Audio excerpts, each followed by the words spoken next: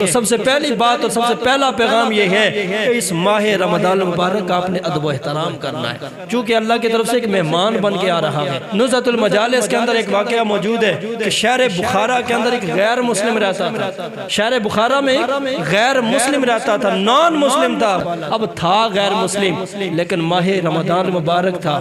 ماہ رمضان المبارک کے اندر وہ بازار کی طرف گیا تو کیا دیکھتا ہے کہ اس کا بیٹا سر عام بازار کے اندر دن کے وقت کھا اور پی رہا ہے۔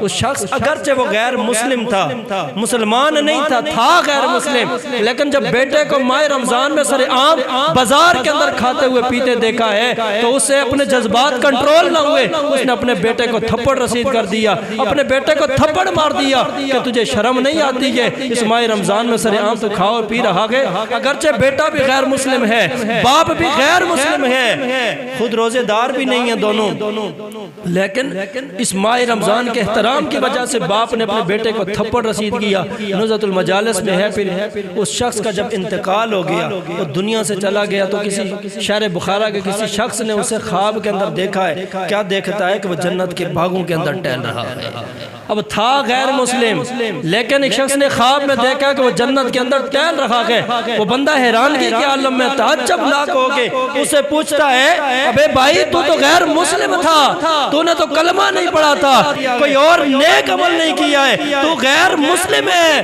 اور غیر مسلموں کا جنت کے ساتھ کیا تعلق ہے؟ اللہ فرماتا ہے فَاتَّقُوا النَّارَ الَّتِي وَقُودُهَا النَّاسُ وَالْحِجَارَةُ أُعِدَّتْ لِلْكَافِرِينَ، وہ جو جہنم ہے وہ ہم نے کافروں کے لیے تیار کر رکھی ہے۔ وہ بندہ کہنے لگا کہ کفار کے لیے جنت تو اللہ نے بنائی نہیں ہے، جنت تو مسلمانوں کے لیے ہے، جنت تو مومنین کے لیے ہے، جنت تو حضور کے غلاموں کے لیے ہے، کافروں کے لیے تو اللہ نے دوزخ تیار کی ہے۔ کیا وجہ ہے کہ تو کافر ہو کہ جنت کے اندر ٹہل رہا ہے؟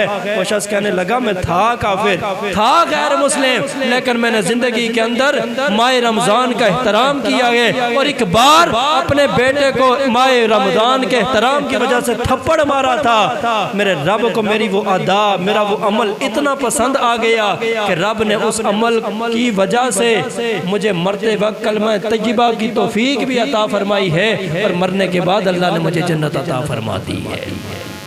اب تھا غیر مسلم، صرف ماہ رمضان کا احترام کیا، اپنے بیٹے کو احترام رمضان کی وجہ سے سر عام کھانے اور پینے سے روکا، تھپڑ مار کے روکا، سختی سے روکا، تھا غیر مسلم، ایک چھوٹا سا عمل کیا ہے، اللہ رب العالمین کی بارگاہ میں اتنا محبوب ہوا، اتنا پسند ہوا عمل کہ رب العالمین نے مرنے سے پہلے اسے ایمان کی توفیق اور ایمان کی دولت بھی عطا فرمائی، اور اللہ نے مرنے کے بعد اسے جنت بھی عطا فرما دی۔ اب خود سوچو، ایک غیر مسلم، نان مسلم اگر ماہ رمضان کا احترام کرتا ہے، ماہ رمضان کے تقدس کو بجا لاتا ہے، اللہ رب العالمین اسے بھی محروم نہیں چھوڑتا۔ تو جو بندہ حضور کا کلمہ پڑھنے والا ہو، حضور کی غلامی کا دم بھرنے والا ہو، مسلمان ہو، مومن ہو، اگر وہ ماہ رمضان کا احترام کرے گا، اللہ اسے کتنی عظمت اور شان عطا فرمائے گا۔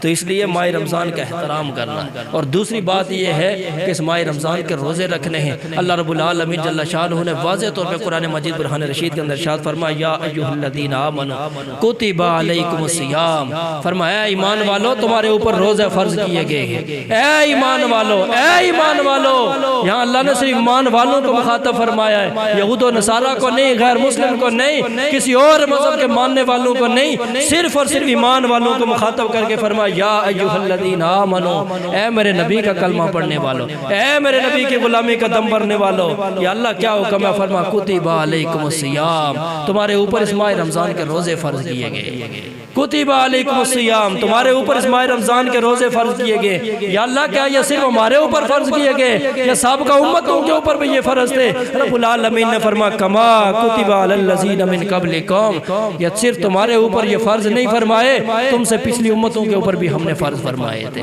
پچھلی امتوں کے اوپر بھی فرض فرمائے تھے۔ کتنا خوبصورت انداز ہے رب العالمین کا کہ ڈائریکٹ اگر رب العالمین حکم دیتا، شاید کوئی سمجھتا کہ اللہ نے باقی امتوں کے اوپر یہ چیز فرض نہیں کی ہے، ہمارے اوپر کیوں فرض کی ہے، یہ ہمارے اوپر اللہ نے بوجھ کیوں ڈالا ہے؟ تو اللہ رب العالمین نے بڑا ہی خوبصورت انداز اپنایا ہے۔ رب العالمین نے فرمایا اے ایمان والو تمہارے اوپر روزے فرض کیے گئے جس طرح پچھلی امتوں کے اوپر فرض کیے گئے، تاکہ تمہیں پتا ہو یہ کام صرف ہم نے نہیں کرنا، یہ تو پچھلے بھی کرتے آئے ہیں۔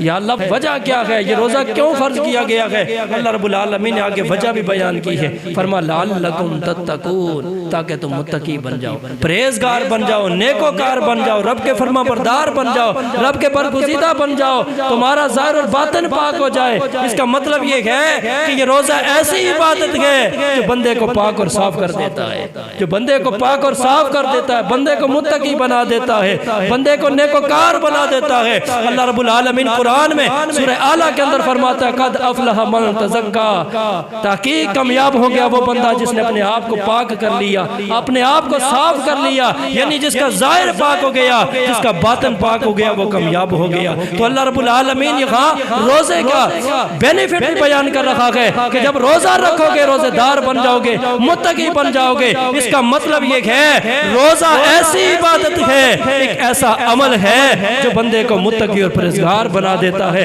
جو بندے کے ظاہر کو بھی پاک کر دیتا ہے، بندے کے باطن کو بھی پاک کر دیتا ہے۔ اس لیے اگر کامیابی چاہتے ہو دنیا اور آخرت کے اندر کامیابی چاہتے ہو تو روزے دار بن جاؤ، چونکہ یہ اللہ رب العالمین کا حکم بھی ہے اور اس کے اندر بڑی برکتیں بھی ہیں، بڑی رحمتیں بھی ہیں۔ فرما لعلکم تتقون، تاکہ تم متقی بن جاؤ۔ اس لیے اس ماہ رمضان کے تم نے روزے رکھنے۔